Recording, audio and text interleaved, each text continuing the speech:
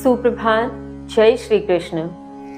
अभी तक के अध्ययन के माध्यम से हमने यह समझा कि ब्रह्मा का 1000 युग का दिन और 1000 युग के समान ही रात्रि काल तत्व को जानने वाले लोग भी हैं।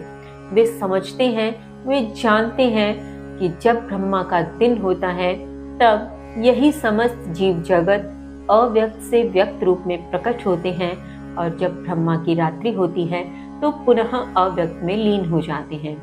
यही चराचर जगत, यह संपूर्ण सृष्टि जगत ब्रह्मा के दिन होने पर स्वतः उत्पन्न हो जाता है और ब्रह्मा की रात्रि होने पर बार बार उसमें विलीन हो जाता है। इसके आगे श्री कृष्ण क्या समझाना चाहते हैं अथवा क्या बताते हैं, आइए जानते हैं। श्लोक संख्या 20। परस्तस्मातु भावो अन्यो अव्यक्तो अव्यक्तात् सनातनः यः सः सर्वेषु भूतेषु नश्यत्सु न विनश्यति नश्यत्सु न विनश्यति। श्री कृष्ण कहते हैं, लेकिन इस अव्यक्त से अन्य अव्यक्त परम सनातन भाव जो वह सभी जीवों के नाश हो जाने पर भी नष्ट नहीं होता है।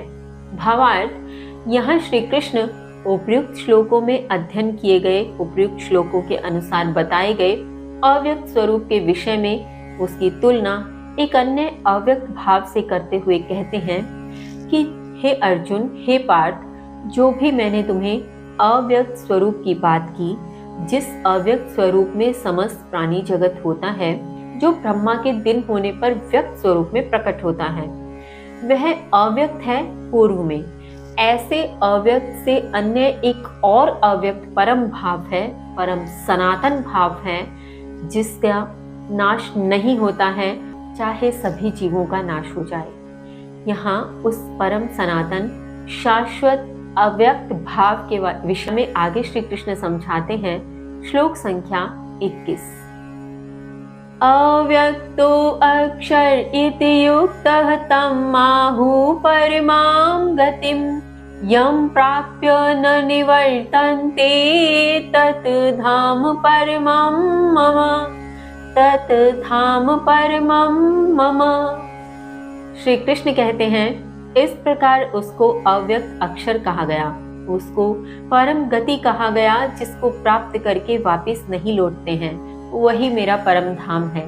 यहाँ श्री कृष्ण स्पष्ट करते हैं, वे कहते हैं कि ब्रह्मा के दिन होने पर और ब्रह्मा की रात्रि पर समस्त चराचर जगत अव्यक्त से व्यक्त रूप में प्रकट होता है, किंतु इस अव्यक्त से भी अन्य एक अव्यक्त परम सनातन भाव, जिसके विषय में उपयुक्त श्लोक के माध्यम से हमने जाना, जिसमें हमने यह समझने का प्रयत्न किया कि एक ऐसा सनातन भाव भी है जो इस अव्यक्त स्वरूप से कहीं अधिक परम है, कहीं अधिक सनातन है।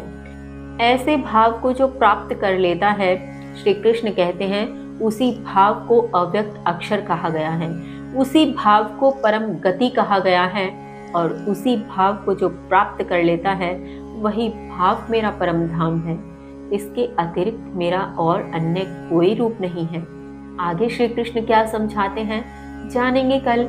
तब तक के लिए जय श्री कृष्ण।